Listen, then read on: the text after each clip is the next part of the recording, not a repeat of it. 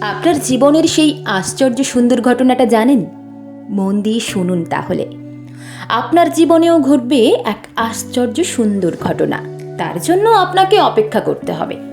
খুব তাড়াতাড়ি আসবে সেই দিন। আপনি জাস্ট কল্পনা করতে পারবেন না।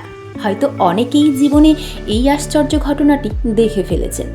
যারা দেখেননি তারাও দেখতে পাবেন। শুধু একটু ধৈর্য ধরুন। দেখবেন হঠাৎ করেই একটা মানুষ আপনার জীবনে চলে আসবে। তারপর থেকেই আপনার জীবনটা পুরো বদলে যাবে।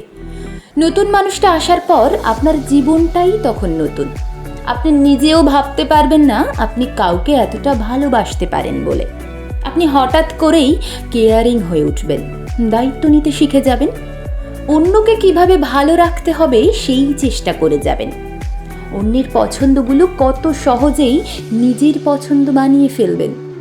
এক গুঁয়ে জেদি স্বভাব ছেড়ে আপনি মানিয়ে নিতে শিখে যাবেন। সকালের মিঠে রোদ আপনাকে হাসাবে, পূর্ণিমার চাঁদ আপনাকে প্রেমে মাতাবে।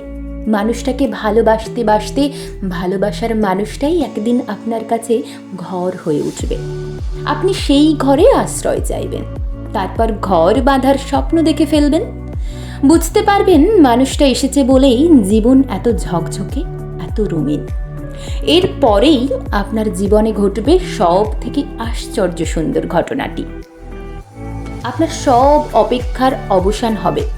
যে মানুষটাকে ঘর ভেবে ঘর বাঁধার পরিকল্পনা করলেন, সেই মানুষটার মনেও তখন ঘর বাঁধার স্বপ্ন।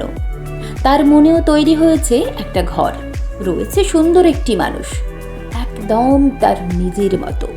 সেই মানুষটা কে বলুন তো? আপনি না, অন্য কেউ।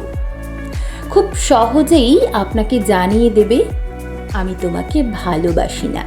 কত সহজেই আপনার সাথে না থাকার বাহানা করবে, ঝুড়ি ঝুড়ি মিথ্যে বলবে।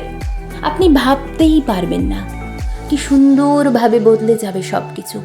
আপনি কল্পনাও করতে পারবেন না। আপনি তখন সব থেকে বেশি আশ্চর্য হয়ে যাবেন। আপনি বলুন তো, জীবনে এর থেকে বড় আশ্চর্য সুন্দর ঘটনা আর কিছু আছে নাকি? কত সহজে বদলে যায় সব কিছু। শুধু আপনিই নিজেকে বদলাতে পারলেন না।